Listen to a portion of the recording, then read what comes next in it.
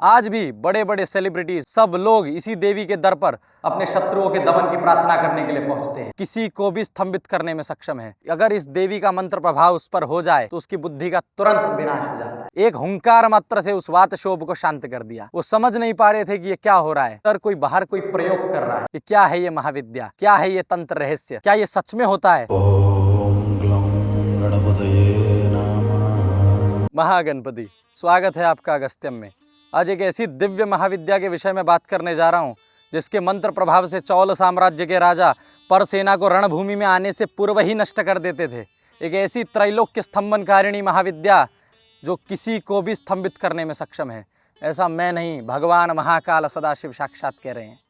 सतयुग में ही नहीं, कलयुग में भी आज भी बड़े बड़े सेलिब्रिटीज, मीडिया पर्सनैलिटीज, पॉलिटिशियंस, राजनेता सब लोग इसी देवी के दर पर अपने शत्रुओं के दमन की प्रार्थना करने के लिए पहुंचते हैं। मैं बात कर रहा हूं अष्टम महाविद्या, साक्षात महाकाल की संगिनी भगवती बगलामुखी देवी की। और आज इसी बगलामुखी देवी की एक सूक्ष्म साधना विधान में आप सभी दर्शकों को देने जा रहा हूं। उससे पूर्व हम जानेंगे बगलामुखी देवी का संपूर्ण महारहस्य। बगलामुखी देवी की उत्पत्ति कैसे हुई, कैसे इस परम स्तंभन शक्ति का प्रादुर्भाव हुआ, आइए जानते हैं। कथा कुछ इस प्रकार है। एक बार सतयुग में वात शोभ हुआ। एक भयंकर प्रचंड आंधी आई जिस प्रकार यहाँ आ रही है जंगलों में। तब भगवान महाविष्णु ने भगवती राजराजेश्वरी का आवाहन किया और कई वर्षों तक के घोर तप किया। तप से प्रसन्न होकर चतुर्दशी की अर्धरात्रि को भगवती राजराजेश्वरी ने पीत वर्ण में साक्षात प्राकट्य लिया और बगलामुखी देवी ने एक हुंकार मात्र से उस वात शोभ को शांत कर दिया।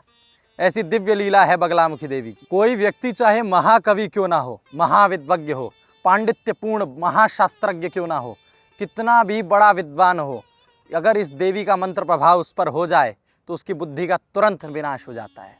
और ऐसा एविडेंट है सर जॉन वुडरॉफ के केस में। ब्रिटिश एरा के टाइम पे एक बहुत ही विद्वान जज हुआ करते थे, सर जॉन वुडरॉफ, जो तंत्र में बिल्कुल नहीं मानते थे। इंग्लैंड से उनकी शिक्षा हुई थी, बहुत ही प्रचंड जूरिस्ट थे, बहुत नॉलेजेबल व्यक्ति थे। तो वो इन सब चीज़ों में नहीं मानते थे। वो कहते थे ये सब कुछ नहीं होता है। लेकिन तब एक दिन आया उनके जीवन का जिसने उसकी पूरी ज़िंदगी पलट दी। उस दिन क्या हुआ, बगलामुखी देवी का कोई उपासक जो कि जस्ट कोर्ट के बाहर बैठ करके एक अनुष्ठान कर रहा था, और सर जॉन वुडरॉफ जो जजमेंट इतनी क्लियर और इतनी प्रिसाइज देते थे, उनका पेन तक नहीं उठ पा रहा था। वो समझ नहीं पा रहे थे कि ये क्या हो रहा है। तब एक दरबान ने उनके कान में आके फुसफुसाया कि सर कोई बाहर कोई प्रयोग कर रहा है, उसको अगर हमने वहाँ से हटा दिया तो सब इजी हो जाएगा। उनको इस पर विश्वास नहीं हुआ, उन्होंने इस पर ध्यान तक नहीं दिया।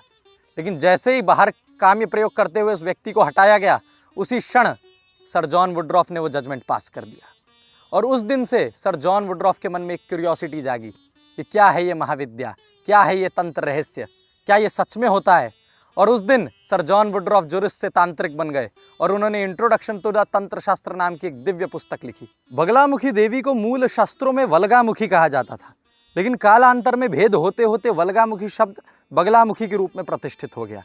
ये जो भगवती है हरिद्रा गणपति और एक वक्त्र भैरव के साथ सुशोभित होती हैं। बगलामुखी देवी के चित्र को अगर आप ध्यान से देखें तो वह द्विभुजा तथा चतुर्भुजा हैं।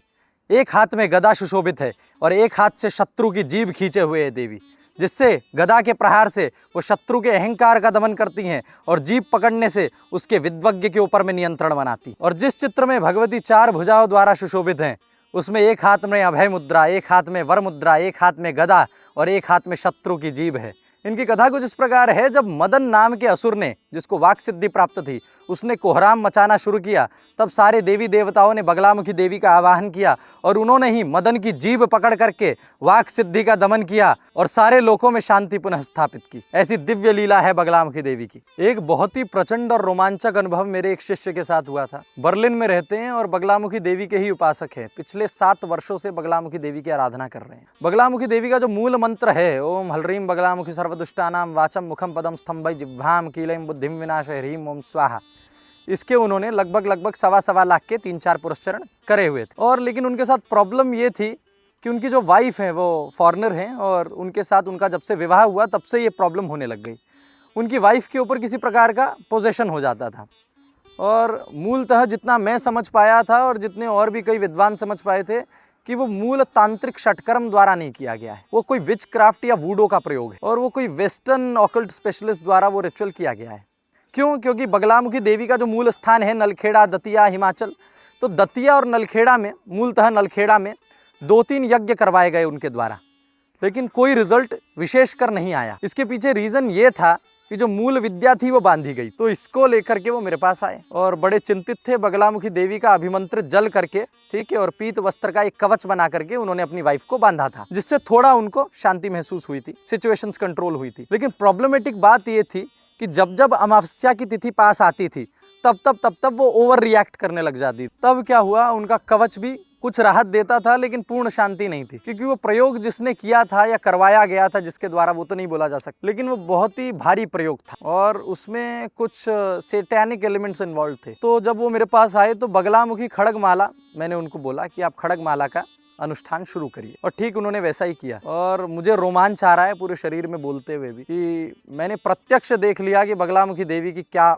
स्तंभन शक्ति है, कैसी ब्रह्मास्त्र विद्या का क्या प्रयोग है, क्योंकि मात्र 48 दिन के भीतर भीतर ही वो पोजेशन होना पूर्णतः शांत हो गई। जो स्थिति उनकी होती थी उनकी वाइफ की, बार बार जैसे ही अमावस्या नजदीक आने लगती थी, वो होना बिल्कुल बंद हो गई। और बगलामुखी खड़गमाला की साधना वो अभी भी कर रहे हैं और अब सब नियंत्रण में। तो बगलामुखी देवी की जब मनुष्य पर कृपा हो जाती है तो किसी भी प्रकार का सैटेनिक प्रयोग हो, ब्लैक रिचुअल हो, यूथोपियन ब्लैक मैजिक हो, यूथोपियन स्पेल हो, या किसी भी प्रकार का वूडू हो, विचक्राफ्ट हो, कुछ काम नहीं करता। सारे तंत्र मंत्र धरे के धरे रह जाते, क्योंकि जो षटकर्म का आधार है वो बगलामुखी देवी साक्षात है। जितने भी साधक हैं उन सभी के लिए एक सूक्ष्म बगलामुखी देवी की साधना में देने जा रहा हूँ, ध्यानपूर्वक सुनिएगा। एक पीत वर्ण का यानी कि पीले कलर का कपड़ा लेना है, लगभग 1 मीटर। उसमें एक पाली वाला नारियल डालना है, जल वाला नारियल हो उसको डालना है। उसके बाद में 9 हल्दी की गांठ वो उसमें डालनी है। वो डालने के बाद में उसको बांध देना है और अपने सर के ऊपर से एंटी क्लॉकवाइज घुमाना है, ओम हलरीम बगलामुखी देव्यै नमः, ये मंत्र बोलते हुए, और उसको घर की साउथ डायरेक्शन में फोड़ देना है। और ये ध्यान रखना है कि उसमें से जल निकलना चाहिए, और ये जब जल निकल जाएगा तो उसको डिस्पोज ऑफ कर देना है, जला देना है। और ये कब करना है? From the day you are starting that sadhana. Thursday से अगर कर रहे हैं तो वेडनेसडे को ये उपाय आपको करना है। उसके बाद में 1 मुट्ठी के लगभग चावल लेने हैं। पूरे दिन का फास्ट ऑब्जर्व करना है थर्सडे को। उसके बाद में आपको क्या करना है, पीत वर्ण की खीर बनानी है, पीले रंग की खीर बनानी है। थोड़ी सी हल्दी डाल दीजिएगा, थोड़े से चावल, दूध, चीनी डाल के खीर बनाइए, और उसी खीर का भोग लगा करके पूरे दिन व्रत परायण होकर के देवी माँ के गायत्री मंत्र का 9 माला जप करें। ओम बगला मुख्यै च विद्महे स्तम्भिन्यै च धीमहि तन्नो बगला प्रचोदयात्। इस मंत्र का 9 माला जप करें। 9 माला जप कितने दिनों तक के करने हैं? आप थर्सडे भी कर सकते हैं, अथवा 9 थर्सडे तक के ये साधना आप करें। यानी कि 1 थर्सडे से शुरू कर करके 9 थर्सडे जब तक के ना हो जाएं ये करें। 9 माला जप करनी है, ठीक है। यानी कि सिर्फ 9 बार करना है। लगभग 10-11 हज़ार जप की संख्या होगी। फिर 1 दशांश होम, 1 दशांश तर्पण, मार्जन, ब्राह्मण भोज। ये करने के बाद में अगर आपकी पुत्री है तो उस पुत्री को कुछ गिफ्ट दिलाने ले जाएं, नहीं तो उसका ही पूजन करें घर पे, और नहीं है तो कोई भी आपके आसपास अगर कन्या उपलब्ध हो तो उनका पूजन करें। तो ये बगलामुखी देवी के गायत्री मंत्र की साधना आप सभी कर सकते हैं। गुरु निर्देश की आवश्यकता नहीं है। भगवान दत्तात्रेय को, भगवान दक्षिणामूर्ति महाकाल भैरव को अपना गुरु मान करके आप सभी ये साधना गुरुवार से शुरू कर सकते हैं। पीत वर्ण, पीत आसन का ही प्रयोग करें और उस दिन व्रत रह करके ये साधना करें। जो लोग भी साधना से जुड़ना चाहते हैं और बगलामुखी देवी की शक्ति को अपने जीवन में आमंत्रित करना चाहते हैं, वो सभी साधना से जुड़ सकते हैं। महीने में सिर्फ 2 लोगों को इनिशिएशन दिया जाता है बगलामुखी मूल मंत्र में। जय माँ बगलामुखी महागणपति।